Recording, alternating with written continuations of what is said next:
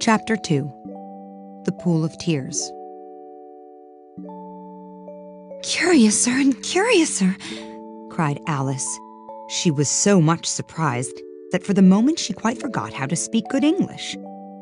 "Now I'm opening out like the largest telescope that ever was. Goodbye, feet." For when she looked down at her feet, they seemed to be almost out of sight. They were getting so far off.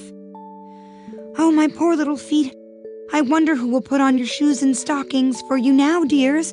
I'm sure I shan't be able. I shall be a great deal too far off to trouble myself about you. You must manage the best way you can. But I must be kind to them," thought Alice, "or perhaps they won't walk the way I want to go. Let me see, I'll give them a new pair of boots every Christmas." And she went on planning to herself how she would manage it. They must go by the carrier, she thought, and how funny it'll seem sending presents to one's own feet, and how odd the directions will look. Alice's right foot, Esquire, hearthrug, near the fender, with Alice's love. Oh dear, what nonsense I'm talking. Just then her head struck against the roof of the hall. In fact, she was now more than 9 feet high, and she at once took up the little golden key and hurried off to the garden door. Poor Alice. It was as much as she could do, lying down on one side, to look through into the garden with one eye. But to get through was more hopeless than ever. She sat down and began to cry. "You ought to be ashamed of yourself," said Alice. "A great girl like you," she might well say this, "to go on crying in this way. Stop this moment, I tell you." But she went on all the same, shedding gallons of tears, until there was a large pool all round her, about 4 inches deep, and reaching half down the hall. After a time, she heard a little pattering of feet in the distance, and she hastily dried her eyes to see what was coming. It was the White Rabbit, returning, splendidly dressed, with a pair of white kid gloves in one hand and a large fan in the other. He came trotting along in a great hurry, muttering to himself as he came. "Oh, the Duchess! The Duchess! Oh, won't she be savage if I've kept her waiting?" Alice felt so desperate that she was ready to ask help of anyone. So when the rabbit came near her, she began, in a low, timid voice, "If you please, sir." The rabbit started violently, dropped the white kid gloves in the fan, and scurried away into the darkness as hard as he could go. Alice took up the fan and gloves, and as the hall was very hot, she kept fanning herself all the time she went on talking. "Dear, dear, how queer everything is today. And yesterday things went on just as usual. I wonder if I've been changed in the night. Let me think. Was I the same when I got up this morning? I almost think I can remember feeling a little different. But if I'm not the same, the next question is, who in the world am I? Ah, that's the great puzzle." And she began thinking over all the children she knew that were of the same age as herself, to see if she could have been changed for any of them. "I'm sure I'm not Ada," she said, "for her hair goes in such long ringlets, and mine doesn't go in ringlets at all. And I'm sure I can't be Mabel, for I know all sorts of things, and she knows such a very little. Besides, she's she, and I'm I, and oh dear, how puzzling it all is. I'll try if I know all the things I used to know. Let me see. 4 times 5 is 12, and 4 times 6 is 13, and 4 times 7 is... Oh dear, I shall never get to 20 at that rate. However, the multiplication table doesn't signify.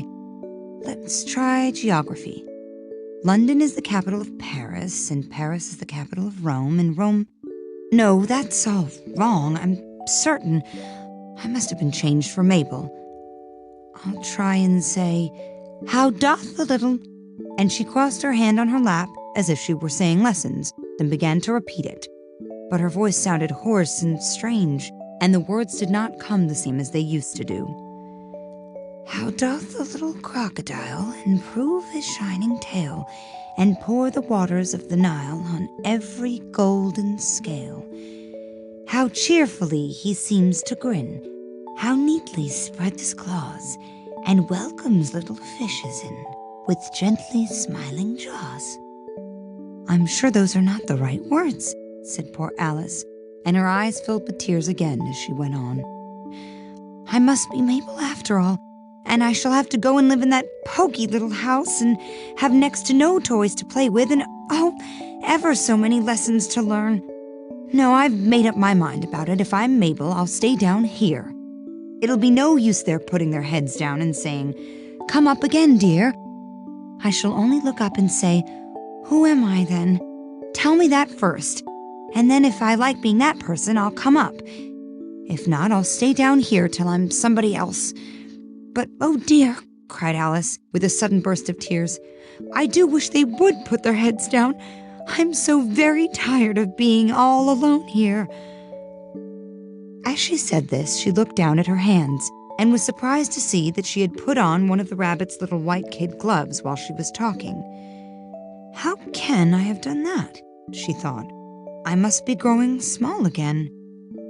She got up and went to the table to measure herself by it, and found that, as nearly as she could guess, she was now about 2 feet high and was going on shrinking rapidly. She soon found out that the cause of this was the fan she was holding, and she dropped it hastily, just in time to avoid shrinking away altogether. Well, that was a narrow escape, said Alice, a good deal frightened at the sudden change, but very glad to find herself still in existence. And now for the garden. And she ran with all speed back to the little door. But alas, the little door was shut again, and the little golden key was lying on the glass table as before. And things are worse than ever, thought the poor child, for I never was so small as this before, never. And I declare it's too bad that it is. As she said these words, her foot slipped, and in another moment, splash! She was up to her chin in salt water. Her first idea was that she had somehow fallen into the sea. And in that case, I can go back by railway, she said to herself. Alice had been to the seaside once in her life, and had come to the general conclusion that wherever you go to on the English coast, you find a number of bathing machines in the sea, some children digging in the sand with wooden spades, then a row of lodging houses, then behind them a railway station. However, she soon made out that she was in the pool of tears which she had wept when she was 9 feet high. I wish I hadn't cried so much, said Alice, as she swam about trying to find her way out. I shall be punished for it now, I suppose, by being drowned in my own tears. That will be a queer thing, to be sure. However, everything is queer today. Just then, she heard something splashing about in the pool a little way off, and she swam nearer to make out what it was. At first, she thought it must be a walrus or hippopotamus, but then she remembered how small she was now, and she soon made out that it was only a mouse that had slipped in like herself. Would it be of any use now, thought Alice, to speak to this mouse? Everything is so out of the way down here that I should think very likely it can talk. At any rate, there's no harm in trying. So she began, Oh, Mouse, do you know the way out of this pool? I am very tired of swimming about here. Oh, Mouse! Alice thought this must be the right way of speaking to a mouse. She had never done such a thing before, but she remembered having seen in her brother's Latin grammar, a mouse, of a mouse, to a mouse, oh mouse. The mouse looked at her rather inquisitively and seemed to wink at her with one of its little eyes, but it said nothing. Perhaps it doesn't understand English, thought Alice. I dare say it's a French mouse, come over with William the Conqueror. For all her knowledge of history, Alice had no very clear notion how long ago anything had happened. So she began again, Où est ma chatte? Which was the first sentence in her French lesson book. The mouse gave a sudden leap out of the water and seemed to quiver all over with fright.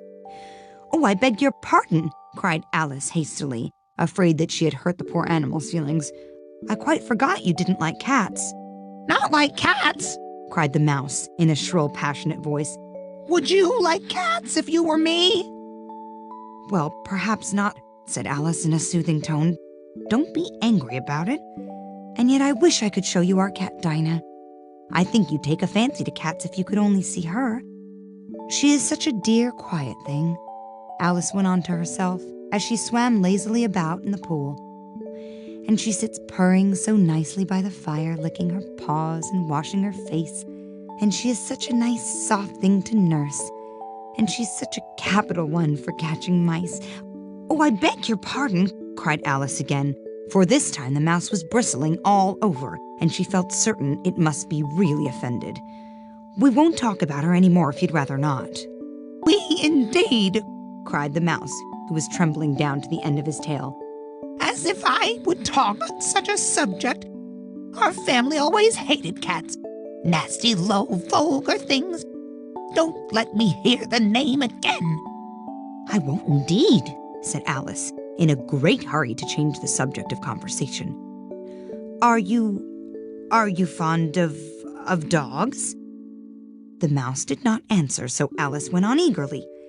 "There is such a nice little dog near our house I should like to show you. A little bright-eyed terrier, with, such long, curly brown hair. And it'll fetch things when you throw them, and it'll sit up and beg for its dinner and all sorts of things. I can't remember half of them. And it belongs to a farmer, and he says it's so useful it's worth £100. He says it kills all the rats, and oh dear," cried Alice in a sorrowful tone, "I'm afraid I've offended it again."